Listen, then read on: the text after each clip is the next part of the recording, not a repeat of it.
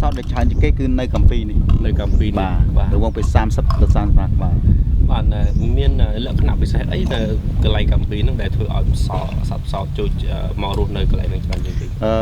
chọn dây thạc cái này về về chu hay nơi mà đóng nên lồng hay về ai rồi nâng bàn cái này mình chỉ mới pin đập mátผมไปมาอย่างนั้นนะตามนั้นไม่ใช่ไปเติมตำเล็กครัวมันในขนมหลวงนั่นเป็นเอาอะไรจูดจัดเอาอะไรตึกเจ้าเป็นในอะไรตึกเจ้าให้ใครเป็นหลวงท่านนั่งตึกเจ้าหลวงเป็นหลวงhai chia đọc cho đọc ram mai là bà mẹผมไปมาดอกปรามาดยังดอกปีมาอย่างนั้นนะที่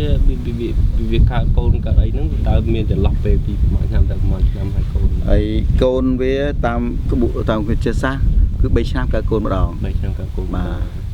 ไอ้บ้องเมียนดังท่าสาวในยืมเมียนอายุจะล็อกให้30 ឆ្នាំរបង30បាទរបង30ឆ្នាំបាទសោតគឺ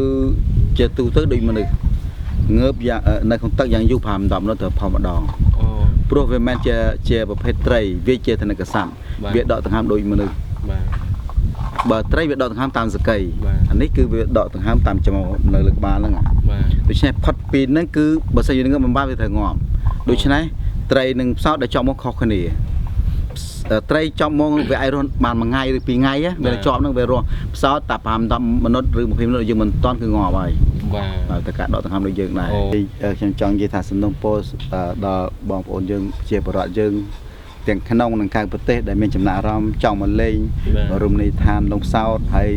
មកអាចមកទស្សនាសត្វផ្សោតដែលកំពុងតែដូចថាចិត្តផុតពូជហ្នឹងណាហើយជិះមកលេងដើម្បីឲ្យបានស្វែងយល់ពីសត្វផ្សោតហើយប្រទេសភាពផ្សេងនៅតំបន់ហ្នឹងសត្វស្លាបស្អីហ្នឹងជិះមកលេងបានច្រើននៅតំបន់ហ្នឹងបាទចឹងអរគុណបងដែលបានចំណាយពេលជួបរបស់ពេលនេះឲ្យខ្ញុំនឹង